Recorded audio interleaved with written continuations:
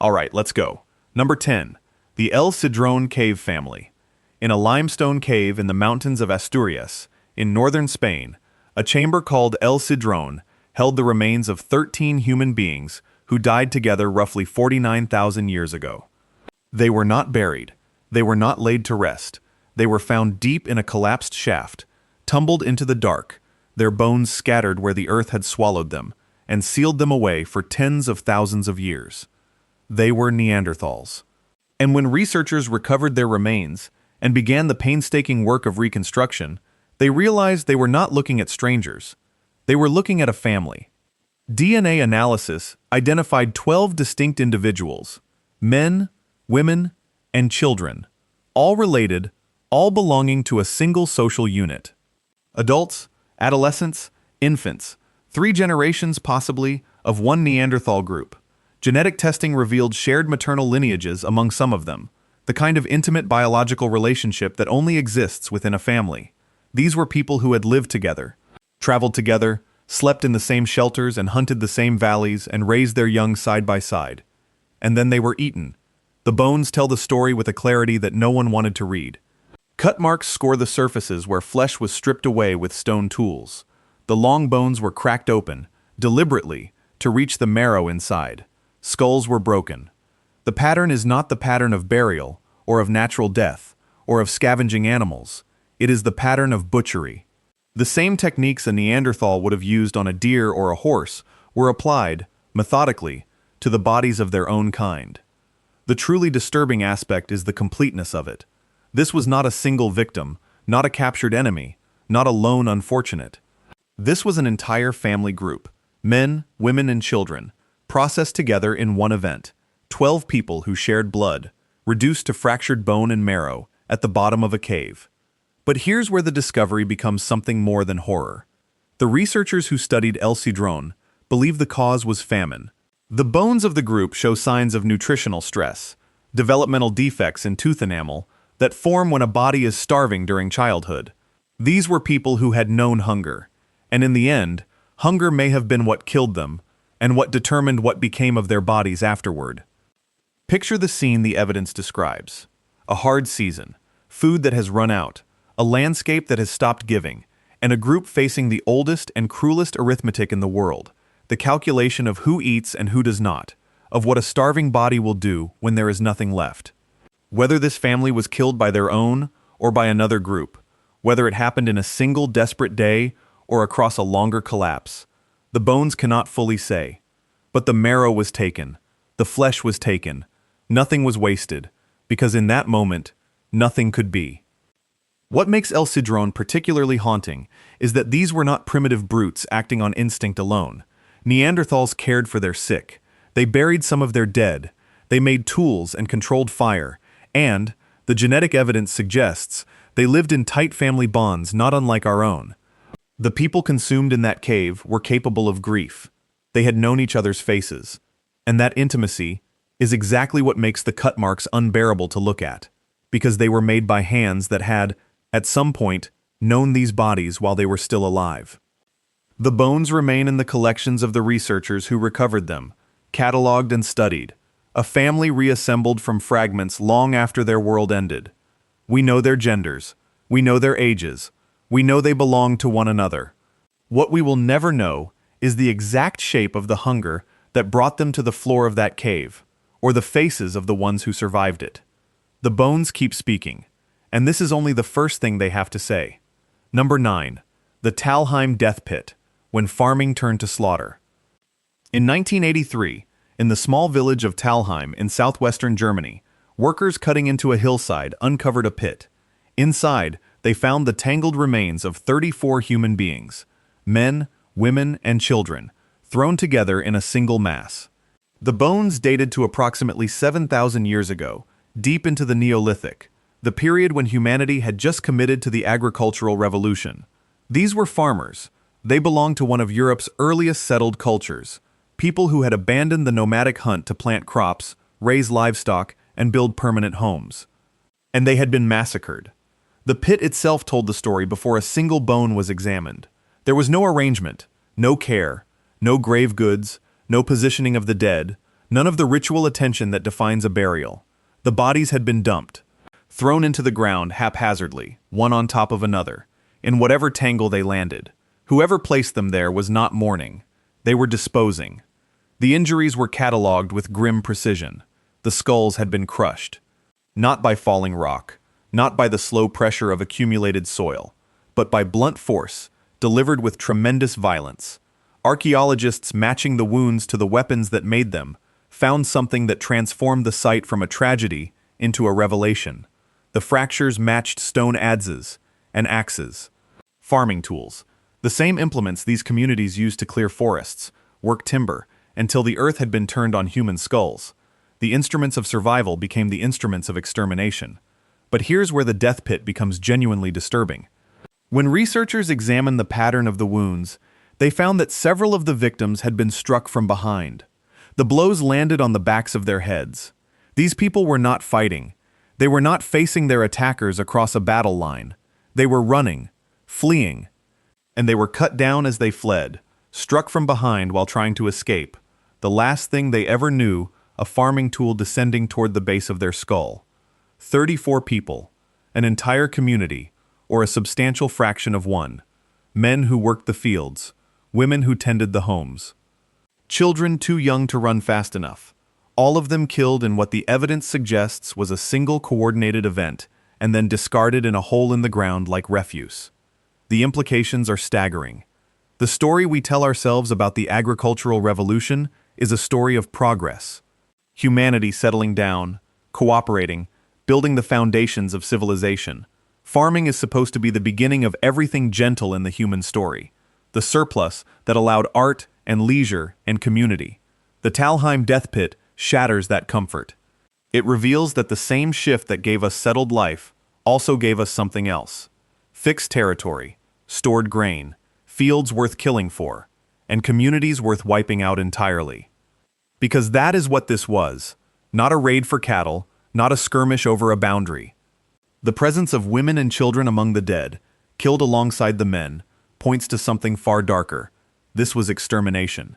The deliberate erasure of an entire group by another. One farming community turned on another and did not stop until nearly everyone was dead and buried in the earth they had all once worked to feed themselves. What makes Talheim particularly unsettling is what it tells us about how early this began. Organized, exterminating violence between settled peoples was not a late development, not something that arrived with kings and armies and empires. It was there almost from the moment humanity put down roots. The first farmers had barely learned to store their harvest before they learned to slaughter their neighbors for it. The pit is gone now, excavated and studied, its occupants removed to laboratories and collections. But the wounds remain, preserved in bone, each fracture a permanent record of the tool that made it. 34 people fled from something 7,000 years ago and did not escape. The stone that killed them was the same stone they used to grow their food. The bones remember the difference. We are the ones still struggling to. Number 8. The Offnet skull nests. In a cave in Bavaria, in the limestone hills of southern Germany, archaeologists uncovered something that does not fit any comfortable understanding of how the dead should be treated. 2 pits dug into the cave floor, dating to about 8,000 years ago. And inside them, packed close together, dozens of human skulls. Not scattered, not buried where they fell, arranged. The skulls had been placed deliberately, nested against one another like eggs in a clutch, and every one of them faced the same direction. Westward, toward the setting sun. Whoever placed these heads in the earth did so with intention, aligning the empty eye sockets to point at the same horizon, as though the dead had been given one final duty to perform in death that they could not perform in life. The numbers are difficult to absorb. 2 pits holding the severed heads of men, women, and children of every age. And the detail that transforms this from burial into something far darker is written into the bones themselves. Many of the skulls still bore their neck vertebrae. The topmost bones of the spine remained attached to the base of the skull. That single anatomical fact carries an enormous weight. Vertebrae do not remain with a skull that has simply decomposed. When a body decays naturally, the head separates from the spine and the small bones scatter. For the neck vertebrae to remain fused to the skull, the head had to be removed, while the flesh still held it together. These heads were not gathered from old graves or collected from the long dead. They were cut from bodies. But here is where the discovery becomes genuinely disturbing. The removal of the heads was only the beginning. Many of the skulls were stained with red ochre, the same iron-rich pigment that prehistoric peoples used to paint their cave walls, adorn their bodies, and honor their dead. Someone took these severed heads, coated them in the color of blood and life, and set them into the ground with reverence. Consider what that combination means. The violence of decapitation and the tenderness of ceremony, performed by the same hands on the same remains. This was not a battlefield, where the fallen were left where they dropped. This was not the haphazard dumping of victims into a pit that marked the raids of early farming communities. The Offnet skulls represent a deliberate act of curation, a mass killing, followed by a careful, patient, ritual treatment of what the killing left behind. The heads were harvested, decorated, oriented, and interred according to a system of meaning that we can observe but cannot read. The people who did this understood something about these heads that we will never recover. Why only the skulls? Where were the bodies placed, if they were placed anywhere at all? Why the West? What did the setting sun mean to a community that would sever the heads of its own children and coat them in ochre before laying them to rest? The truly unsettling aspect is the fusion of intent. Cannibalism can be explained by hunger. A massacre can be explained by conflict over land or resources. But the Offnet nests resist that kind of explanation. Someone killed these people, and then someone cared for them. The same event contains both the destruction of human beings and the ceremonial honoring of what remained of them, reverence and slaughter, occupying the same pit in the same cave. We do not know who they were. We do not know who killed them. We do not know whether the hands that swung the blade were the same hands that mixed the ochre, or whether the killers and the mourners belonged to different peoples entirely, one group destroying and another gathering the pieces to make them sacred. The skulls remain in their nests, in the record of that Bavarian cave. Dozens of faces still turned toward a horizon they cannot see, still stained with the pigment that someone pressed into their bone. They were arranged with a purpose that outlived the language that could have explained it. The heads still point west. The reason they point there died with the people who placed them, and the stone has kept their secret ever since. Number 7. The Roex battle grave. In the sun-baked hills of southern France, in a region of vineyards and limestone and quiet valleys, archaeologists opened a collective tomb and found the aftermath of a single terrible day. The grave dates to roughly 4,000 to 5,000 years old, placed in the uncertain twilight between the Neolithic and the Bronze Age. What emerged from the earth was not a cemetery filled slowly over generations. It was something far more compressed, far more violent, far more deliberate. Over 100 individuals lay buried together in a single layer. Consider what that phrase actually means. Not 100 graves dug over centuries. Not a family plot expanded across generations of ordinary death. A single layer, one deposit. Men, women, children, laid into the ground in the same brief window of time, their bodies stacked and pressed together in an arrangement that speaks of urgency rather than ceremony. The skeletons were tightly packed, limbs overlapping, one set of remains pressed against the next in a density that no ritual burial tradition would ever produce naturally. This was a community placed in the earth all at once, because all at once was how they died. And the manner of their death is written directly into their bones. Many of the skeletons show arrowhead wounds, not injuries from accident or the slow erosion of hard living, but the unmistakable signature of projectile weapons driven into human bodies. Scattered among the tightly packed dead, archaeologists recovered flint arrow tips lodged among the bones. These were not grave goods carefully arranged as offerings. They were the weapons that killed the people they lay beside, still buried in the flesh that had long since decayed away, still resting where they had struck. The stone points had outlasted the bodies they were fired into. The numbers defy the comforting version of prehistory. We are trained to imagine early European farmers as peaceful cultivators of grain, tending livestock in quiet valleys, their conflicts small and personal. The Roex grave dismantles that picture in a single stratum of bone. Here is the physical evidence of a mass violent event, an episode in which an entire population was struck down together and deposited together, arrow points still embedded in their skeletons, like sentences that were never allowed to finish. But here is where the discovery becomes genuinely disturbing. The scale of it. To kill over 100 people at once, to overwhelm an entire community in a single coordinated assault, requires more than a feud or a raid gone wrong. It requires organization. It requires numbers on the attacking side sufficient to surround and annihilate an entire settlement. It requires intent. Someone decided that this community should not merely be defeated or displaced, but erased. And then, in the aftermath, someone gathered the dead and placed them together in the ground. That final detail carries its own weight. The bodies were not left where they fell, scattered across the landscape for scavengers.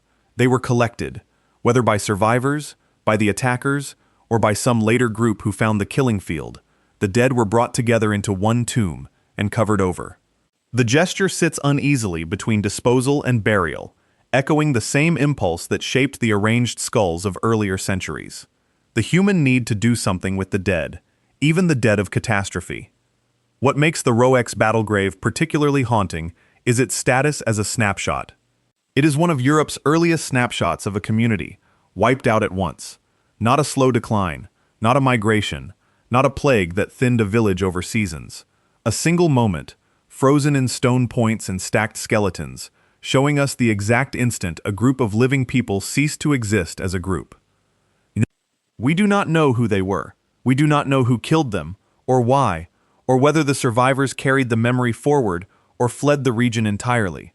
What we have is the layer itself, the tightly packed bones, the flint tips resting where they landed, the silent geometry of 100 lives ended together. The valley is peaceful now. Beneath it, a single terrible afternoon lies preserved in the soil, arrowheads and all, waiting in the dark for anyone willing to read what the bones record.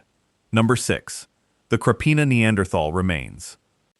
In a rock shelter carved into a sandstone hill in northern Croatia, excavators recovered one of the largest collections of Neanderthal bones ever assembled from a single site.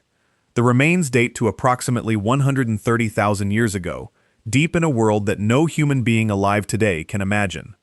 There were no cities, no agriculture, no written language, just glaciers advancing and retreating across Europe, and the Neanderthals moving through the cold with them, hunting, sheltering, dying.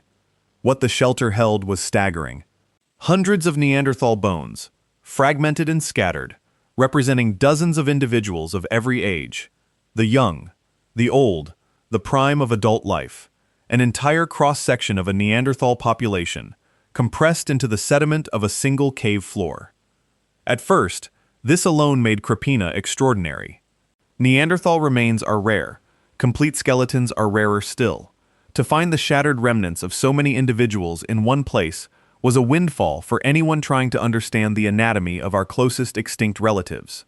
But the bones carried something else, something that would not stay quiet. The bones bear cut marks. Fine, deliberate incisions score the surfaces of many of them, the kind of marks left by a sharpened stone edge drawn across flesh and bone.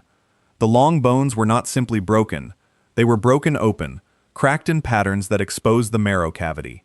And the fragments themselves are fire-affected, scorched by contact with heat, fragmentary, burned bone-bearing knife-like incisions, jumbled together in the dark. To a trained eye, the pattern was immediately familiar. It resembled the butchery of animals. The same techniques a Neanderthal would use to reduce a deer or an ibex to food, the disarticulation, the marrow extraction, the exposure to fire, appeared to have been applied to Neanderthal bodies. But here is where the mystery deepens into something genuinely unsettling. Cut marks alone do not automatically mean cannibalism. Bones can be defleshed for burial. They can be scraped clean as part of a mortuary ritual, a way of processing the dead that carries reverence rather than hunger. The same incision that suggests a meal might instead suggest a ceremony. And so, from the moment the bones emerged from the Croatian earth, a question was raised that has never been fully answered. Did the Neanderthals of Krapina eat their own? This single site fueled a debate that has now lasted more than a century. Generations of researchers have examined the same bones and reached opposing conclusions. One camp saw the cracked long bones and the burned fragments and the animal-style processing and concluded the obvious, that these Neanderthals were consumed by other Neanderthals. Another camp argued for ritual defleshing, a funerary practice misread through modern discomfort. The bones themselves have not changed in 130,000 years. Only our willingness to read them has. What makes Krapina particularly disturbing is not the certainty of an answer, but the persistence of the question. If the butchery interpretation is correct, then somewhere in the deep glacial past, a group of thinking, feeling, tool-making beings turned the same efficiency they used on their prey onto members of their own kind.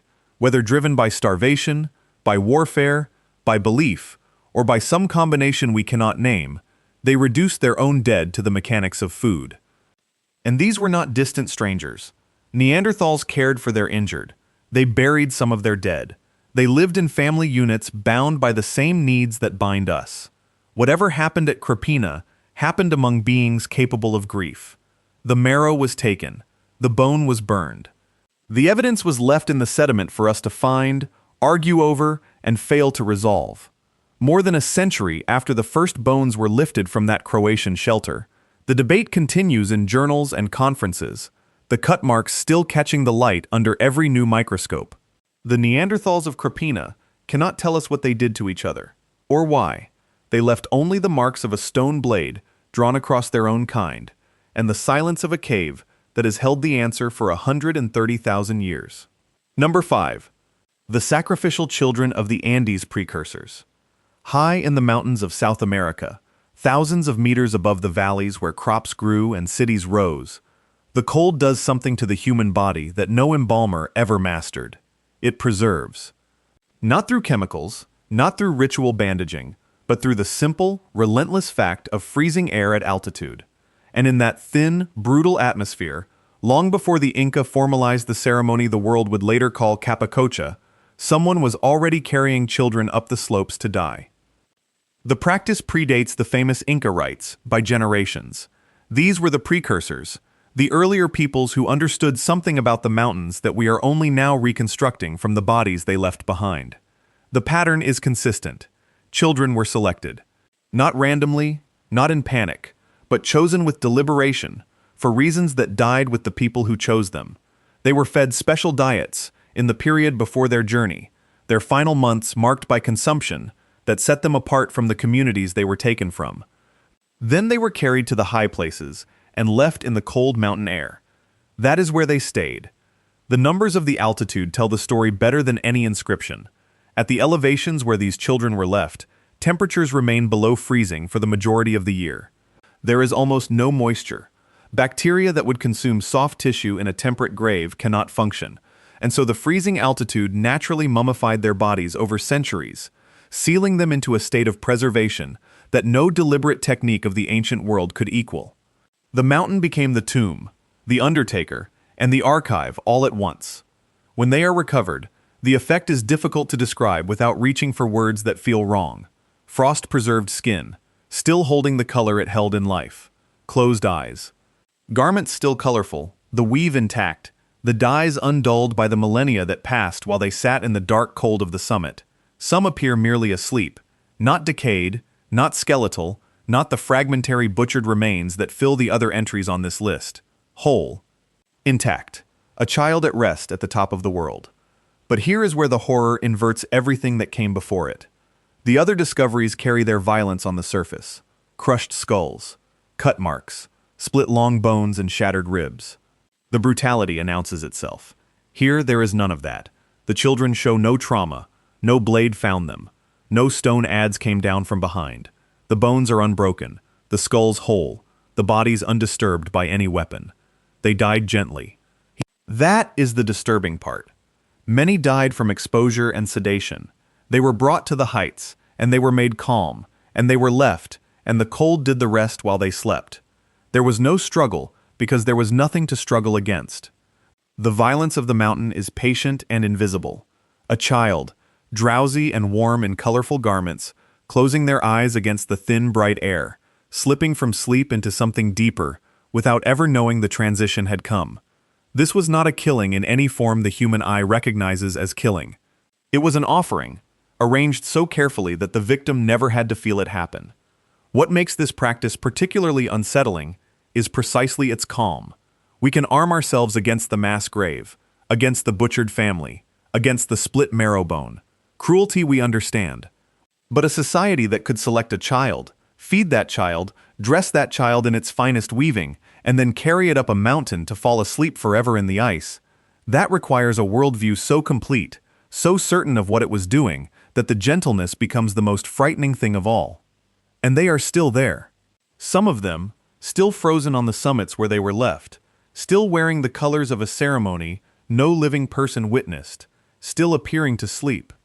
The mountains have kept them exactly as they were surrendered, waiting in the cold for anyone willing to climb high enough to look into a preserved face and understand what it meant to be chosen. Number 4.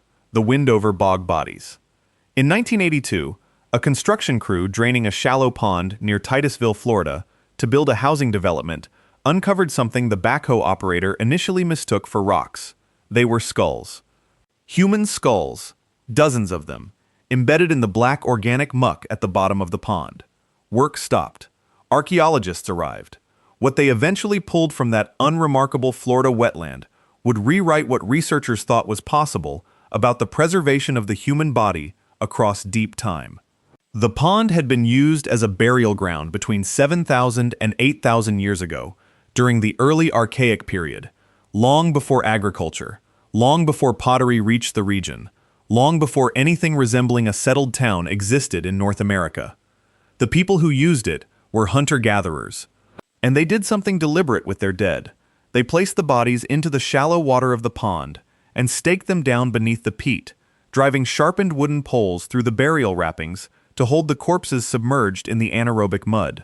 This was not disposal. It was interment, careful, and intentional, in a place chosen specifically for what the water could do. Over 160 individuals were eventually recovered from the site. Men, women, children, infants. An entire community's worth of dead, spanning generations, laid into the same dark pond. Many of them were wrapped in woven fabric, textiles produced with a sophistication no one had expected from foragers of that antiquity. The threads survived. 7,000 years of decay, and the cloth that shrouded these people still clung to their bones. But here is where the discovery becomes genuinely impossible. When researchers opened the skulls, they found the brains still inside them. Not fossilized, not mineralized. Soft brain tissue, preserved inside the cranial vault, sitting in the black waterlogged peat, exactly where it had been the day the body was lowered into the pond. The waterlogged, oxygen-starved mud of the Windover pond had done what no one thought any environment could do across such a span of time. It had stopped decomposition almost completely. The bacteria that should have consumed the soft tissue within days could not survive in the anaerobic muck. And so the most fragile organ in the human body, the first thing to liquefy and vanish after death, simply remained. The exceptional preservation stunned researchers who had expected only bone. Soft brain matter preserved inside skulls that predated the Egyptian pyramids by thousands of years should not exist. There is no protocol for it, no precedent that prepared them for what they were looking at, and the tissue was not merely present as an inert lump, it contained intact DNA, genetic material, readable, recoverable, extracted from the brains of people who died before the invention of the wheel. Consider what that means. The people of Windover are not silent. Their bodies carry a molecular record of who they were, sealed inside their own skulls, waiting 70 centuries in a Florida pond for a technology capable of reading it. The dead were speaking, and no one had known they were still able to. What makes the Windover site particularly haunting is the intimacy of it. These were not victims of massacre or ritual killing. There is no violence here. This was a community caring for its dead across hundreds of years, wrapping them in cloth their own hands had woven, choosing a specific pond, staking them gently beneath the water so they would stay. They understood something about that place. Whether they understood that the water would preserve their loved ones so completely is impossible to know. But the effect was a kind of accidental immortality, granted to a people who have no name we will ever learn. They lived, feared, and buried their children in the dark peat of a Florida wetland 8,000 years ago. And they are still there in the deepest sense, their brains intact, their genes readable, their woven shrouds still wrapped around their bones. The pond kept them when nothing else would have. It kept them so well that the barrier between the living present and that vanished world thinned almost to nothing, and we are left staring across it at faces that should have turned to dust before the first city was ever built. Number 3. The Nataruk massacre. In the arid scrubland near Lake Turkana in northern Kenya, researchers uncovered a scene approximately 10,000 years old that rewrote the timeline of human violence. The bodies had not been buried, they had not been arranged with care, or covered in ochre, or laid to rest according to any ritual. They had simply fallen where they died, and been swallowed by a shallow lagoon that later dried into stone. What emerged from that ancient sediment was not a burial, it was a crime scene. At least 27 individuals died together at Nataruk. Men, women, children. The remains include the skeleton of a woman who was pregnant when she was killed, her unborn child preserved in the position it occupied at the moment of her death. This was not a family that succumbed to famine or disease. Every skeleton tells the same story, and the story is one of deliberate, coordinated killing. The injuries are unambiguous. Skulls crushed by heavy blows delivered with enough force to shatter bone, faces broken, hands and knees fractured, and embedded in the bone itself, fragments of obsidian, the volcanic glass that early humans napped into projectile points and blades. Obsidian does not occur naturally at Nataruk. It had to be carried there. The weapons that killed these people were brought to the site by attackers who came prepared for what they intended to do. The numbers alone are staggering, but the details are what refuse to let the mind rest. Several of the victims appear to have had their hands bound before they died. One skeleton in particular has haunted every researcher who has studied the site. It lies with its knees drawn up toward the chest, the wrists positioned in front of the body, in a way that strongly suggests they were tied together at the moment of death. This was not a person cut down mid-flight. This was a person restrained, captured, held, and then killed. Consider what that single posture implies. Binding a captive is not an act of panic. It is an act of intention. It requires that the attackers made a choice to take someone alive, to control them, to keep them helpless, before delivering the final blow. The violence at Nataruk was not the chaos of a sudden scuffle over territory or water. It carried the structure of something planned. But here is where the discovery becomes genuinely disturbing. For a long time, the prevailing assumption held that warfare was a product of settled life, that organized killing emerged only after humans built cities, accumulated wealth, drew borders, and created the surpluses worth fighting over. Nataruk detonates that assumption. These were hunter-gatherers. They owned no fields, no granaries, no permanent walls. They moved across the landscape, following game and water. And yet a group of them was hunted down, bound, and slaughtered by another group of human beings, roughly 10,000 years ago. This makes Nataruk among the oldest evidence of organized human warfare ever found, not an isolated murder, not a domestic dispute preserved by accident. A group assault, carried out with imported weapons and coordinated intent, against an entire band of people, including the pregnant and the young. The instinct to gather in numbers and destroy other humans did not wait for civilization to invent it. It was already there, walking beside us on the shores of an ancient lake. The truly unsettling aspect is what it says about the depth of the pattern. If organized slaughter existed among mobile foragers 10,000 years ago, then the capacity for it reaches back further than any monument, any king, any written record. It is older than agriculture, older than the wheel, woven into the species before we ever built anything worth naming. The lagoon that received these bodies eventually vanished, and the sediment hardened around the dead, holding their final moments in place, across 100 centuries. The bound wrists are still there. The obsidian is still lodged in the bone. The woman and her unborn child remain exactly as they fell. Nataruk does not offer an explanation for what happened that day, only the certainty that it happened, and the cold understanding that the impulse behind it never fully left us. Number 2. The Herxheim Bone Pits.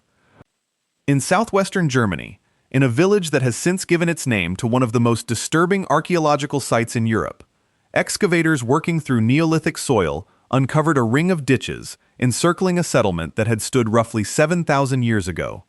The ditches were not defensive. They were not drainage. They were repositories. And what they held would force archaeologists to reconsider what human beings were capable of doing to one another at the dawn of European farming. Inside those encircling trenches, lay the remains of up to 1,000 individuals. Not a family, not a village, not the accumulated dead of ordinary burial over generations. 1,000 human beings, deposited in the earth around the perimeter of a single settlement, their bones packed into the soil in dense, jumbled concentrations. Men, women, children. The scale alone defies the intimate horror of everything that precedes it on this list. Nataruk killed 27. Herxheim processed a small town. And processed is the correct word. The bones do not tell a story of burial. They tell a story of butchery. Skulls were shaped. The cranial vaults worked and refined in the same deliberate manner a craftsman shapes a tool. Ribs were cracked open. Long bones were split lengthwise along their shafts, the fracture patterns identical to those left when marrow is extracted from an animal carcass. The processing was intensive, methodical, and repeated across hundreds upon hundreds of individuals. Whoever did this knew exactly what they were doing, and they did it again and again and again.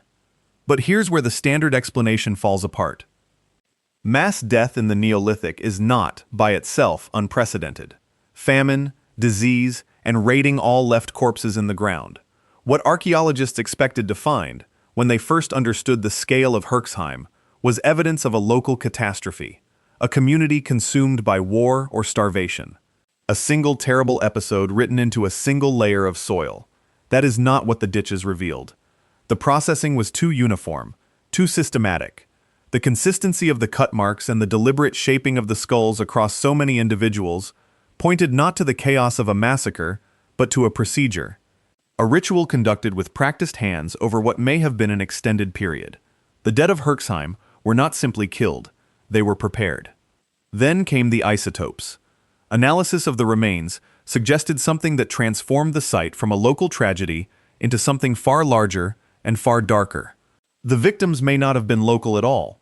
The chemical signatures locked into their bones hint that many of them came from distant regions, carried or driven to this single settlement from across a wide swath of Neolithic Europe. They were not neighbors killed in a border dispute. They were gathered, assembled, brought to Herxheim from far away and fed into a process that shaped their skulls and split their bones and packed the fragments into the encircling earth. The implications are staggering. This was not local conflict. This was organized, a ritual operation drawing human beings from across enormous distances to a single place for the express purpose of killing and processing them at industrial scale. Consider what that requires: coordination, intention, a shared belief system, compelling enough to move hundreds of people, willingly or otherwise, toward the ditches that would become their graves. Someone decided this should happen. Someone maintained it. And for a time, the practice continued, layer upon layer, until 1,000 individuals lay shattered in the soil.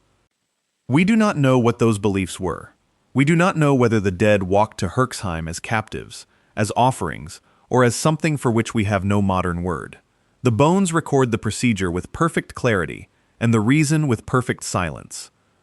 What they leave behind is a ring of ditches in the German soil, packed with the fragmented remains of people gathered from lands they would never see again. The settlement is gone. The hands that shaped the skulls are gone. But the pits remain, dense with jumbled bone, still holding the evidence of an intention we cannot decipher and cannot forget. Number 1. The Goff's Cave Cannibals. Deep in Cheddar Gorge in southwestern England, beneath layers of limestone and thyme, archaeologists uncovered the remains of people who died approximately 14,700 years ago. The bones were scattered, fragmentary, unremarkable at first glance. Then researchers looked closer.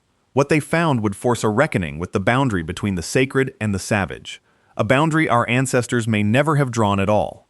The human bones from Goff's cave show precise cut marks, not random damage. Not the gnawing of scavengers or the erosion of millennia. Deliberate, methodical incisions made by stone tools wielded by human hands. The long bones had been broken open in a specific way, cracked to expose and extract the marrow within. Tooth marks appear on the fragments. Human tooth marks. The people of Goff's cave had eaten their dead.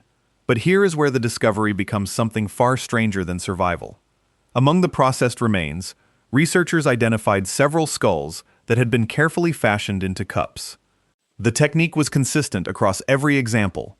The facial bones were removed. The cranial vault, the domed top of the skull, was retained and shaped. The broken edges were smoothed and scraped into clean rims.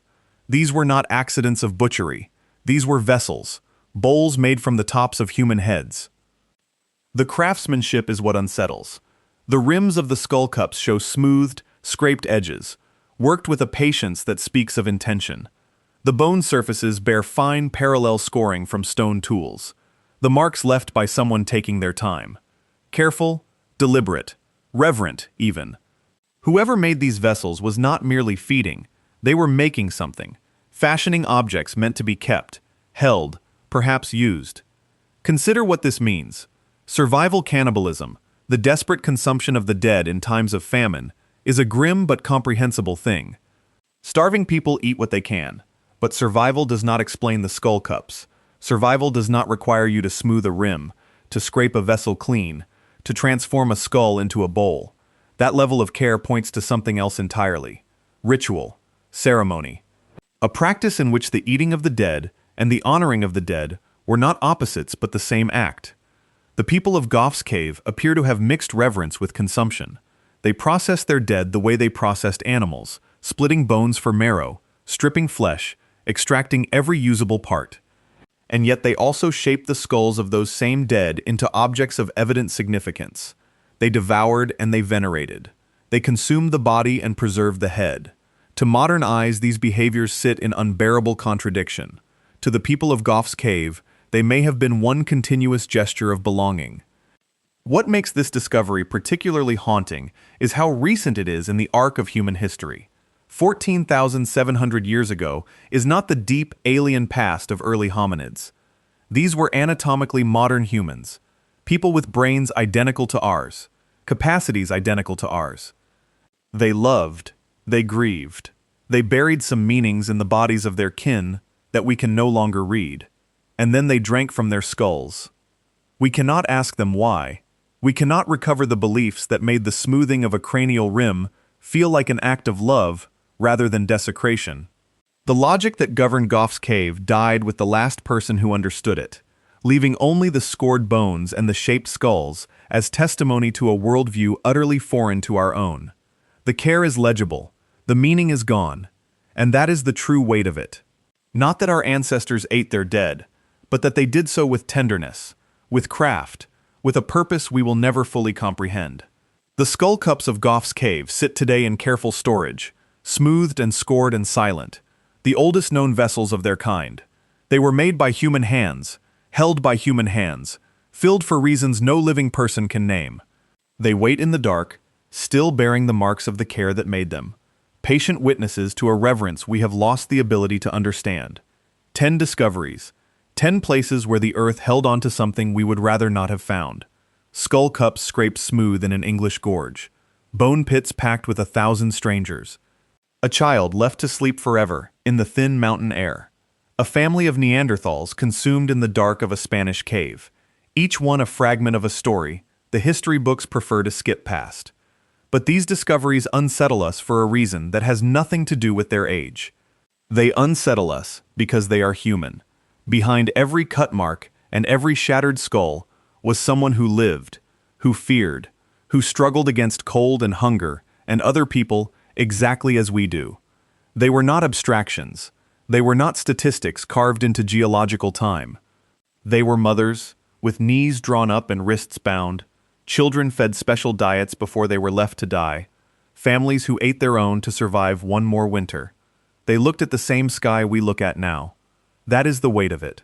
Our species' story is not written only in triumph.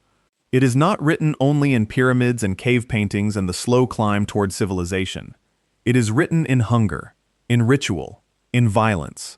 The monuments we celebrate and the massacres we look away from were made by the same hands, driven by the same brains, shaped by the same desperate will to endure.